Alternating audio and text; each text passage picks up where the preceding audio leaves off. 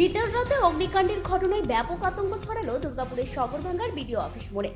বড় কোনো ক্ষয়ক্ষতি না হলেও অগ্নিকাণ্ডের এই ঘটনায় চঞ্চল শহর দুর্গাপুরে আচমকায় দীর্ঘদিন ধরে পড়ে থাকা যন্ত্রাংশতে আগুন লেগে যায়।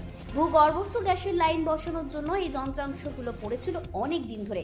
দমকলের একটি ইঞ্জিনের ঘণ্টাখানেকের চেষ্টায় আগুন নিয়ন্ত্রণে আসে।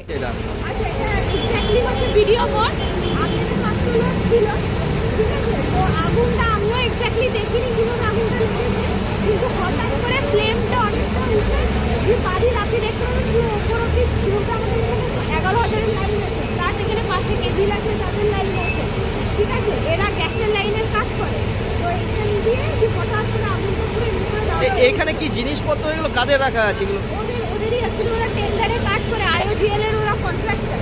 তো ওরা এখানে থাকে ভাড়া এই লজে। তো আগুনটা এখানে অনেক প্লাস্টিক মেটেরিয়াল আছে, যার জন্য ভেতরে ভেতরে আগুন লেগেছে। আপনি দেখলে বুঝতে পারবেন এখানে প্রচুর প্লাস্টিক মেটেরিয়াল আছে, স্পঞ্জ আছে, তার জন্য আগুনটা তলায় তলায় লেগে গেছে। এবং ওরা আগেও অনেকবার এভাবে আগুন জ্বালিয়েছে। আমরা এই বাড়ির পাশে কতটা আরো তো ভয়াবহ দুর্ঘটনা ঘটতে পারতো, কতটা আতঙ্ক আপনাদের?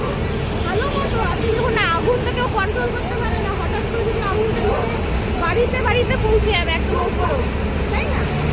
আগুন লাগার কারণে বিডিও অফিস মোড়ের কাছে থাকা ইলেকট্রিক পোলের কেবিল তারে আগুন ধরে যায়। বিদ্যুৎ সংযোগ বিচ্ছিন্ন হয়ে যায় এলাকায়। খবর পেয়ে ঘটনাস্থলে পৌঁছায় কোকোধান থানার পুলিশও। দুর্গাপুর থেকে অনুরাধা সেনগুপ্তর রিপোর্ট, খানি খবর।